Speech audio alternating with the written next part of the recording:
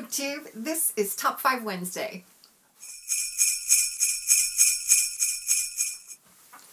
This Wednesday we are talking about our top 5 historical fiction books. And I don't really read much historical fiction. There is one big long series that I have read and I'm still reading as the books come out, but not really my thing. So I went on to Goodreads and I looked at the genre and I thought, well, maybe I'll see something that I've read in the past, because I used to read a lot of historical fiction. Or maybe not a lot, but some. And so I came up with some books that I've read in the long past, and then a few things that I didn't know were historical fiction that were on these lists. So I thought, well, shoot, I'll count those too because they're on my TBRs. So the first one that's on my TBR is Codename Verity, and this is by Elizabeth Wein. I picked this particular book, up at a library for free. I don't think it's an ARC. I think it's a special edition for World Book Night in April of this past year. But I listened to part of this book because I was on a trip with a friend and she was listening to it. And I said, well, you can play it in the car.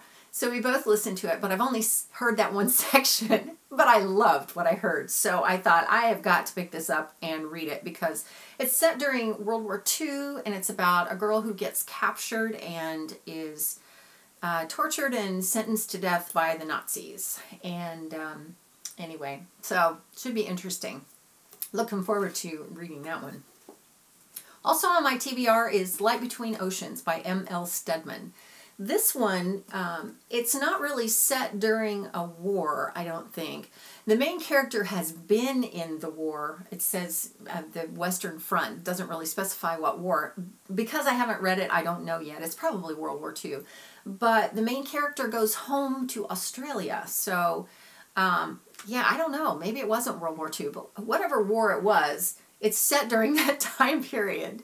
And the story is about a couple who can't have children, and they find a baby, I don't know, floating or shipwrecked or something on this little island where this lighthouse sits, and they are in a quandary as to what to do. They don't know whether or not they should go report it or just keep the baby and raise it. And anyway, it looks like a great story. And actually, I picked this up at a Goodwill before I realized it was such a popular book. So, yay! I found one for cheap that's really a bestseller. Grave Mercy by Robin LeFevers is on my list, my TBR list. Actually, I did start this book at one point, and I was listening, and then I would go back and read and listen and read. I think it was that I didn't like the narrator, and then I just got distracted, because I often do that when it's a book that I have to sit down and read in print. But this, I know, is about women who become assassins, and I think it takes place in the Middle Ages. And that's a time when women were really oppressed. And so, you know, it's kind of that breaking out and badass characters trying to, you know, be women who are independent and capable and all that kind of thing. So, well, I'm all about that. So, anyway, on my TBR, haven't read it yet, going to. The Red Tent by Anita Diamant. I read this a long time ago, and I loved the story. It's historical fiction, but it's based on some ancient characters in the Bible from the Old Testament, actually. It's the main character is Dinah, and she's a daughter of Jacob, and this is Jacob and Rachel and Leah. If you know the story in the Old Testament, it's a very old story, and it's about Jacob, who goes and he falls in love with Rachel, and he goes to marry her, and her dad switches her for her sister. So Jacob ends up having married Leah, but he didn't want Leah, so he goes, "What have you done?" And he throws a fit about it. And so he ends up being able to marry Rachel, but then he has to work 7 more years for her. Anyway, and then it gets complicated from there, because you've got 2 women and then other wives and, you know, whatever.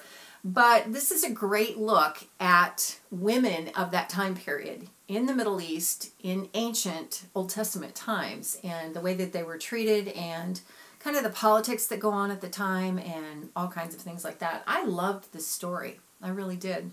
I've not read anything else she's written, and I know she's written more, but and I don't know that I ever will, but I can tell you this is good. Mrs. Piggle Wiggle, this is a box set of Mrs. Piggle Wiggle, Mrs. Piggle Wiggle's Farm, Hello, Mrs. Piggle Wiggle, and Mrs. Piggle Wiggle's Magic, all by Betty MacDonald.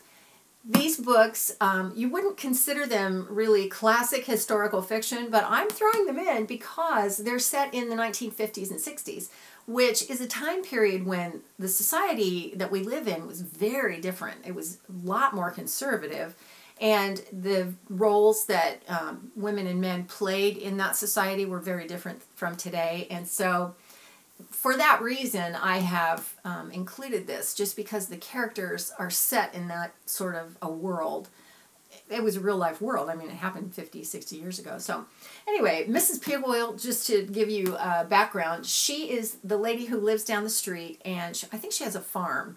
And all of the parents of the kids on the street, who the kids don't behave, when they don't behave, and the parents don't know what to do, they send that child to Mrs. Piggle Wiggle, and she gets it all straightened out. And it's hilariously funny and wonderful moral lessons for kids and anybody. So if you get a chance to read this at some point in your life, you should, because these are, you know, they're children's books, so they're really quick and they're so good. And lastly, the epic series that I have been reading since 1991 when it came out is Outlander. This particular book is A Breath of Snow and Ashes. I can't remember which one this is in the series, but it's my favorite cover. And it's appropriate for this time of year, don't you think? I don't have my copy of Outlander, and I'm not really very happy about that. Emma left her coffee cup, with coffee still in it, on the end table near the door. Mark came in and knocked it over. And Outlander was sitting there so that I could take it to Michaela, who wanted to read it, because the series has come on TV and she's been watching it. Now I have to buy a whole new one, and I don't even know where. I mean, I think I got these at Costco, and they were relatively cheap, but now I have to go buy another copy of it. But the series is amazing. Of course I'm going to buy another copy of it, and I'm going to keep reading it because, I don't know, the story is just epic.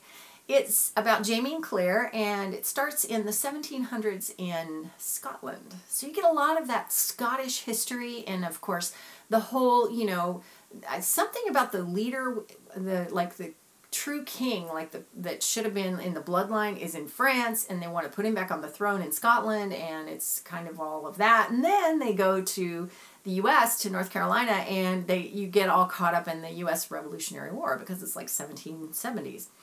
Really good series. Best historical series that I think I've ever read, because Diana Gabaldon is amazing when it comes to historical research. She gets everything right, and she takes forever to put out a book. And it's because she is such a researcher, and she just is such a stickler for getting it all right. So anyway, sorry if the glare is hitting you for this book, but anyway, epic series. And those are my top 5 historical fiction books. If you've read any of these books, especially Mrs. Piggle Wiggle, please tell me, because I would love to hear about that. And if you do a top 5 video, be sure and let me know. I want to go watch it. And that's it for now from me. I will see you next time. Thanks for watching. Ho, ho, ho. It's Santa here. A very Merry Christmas.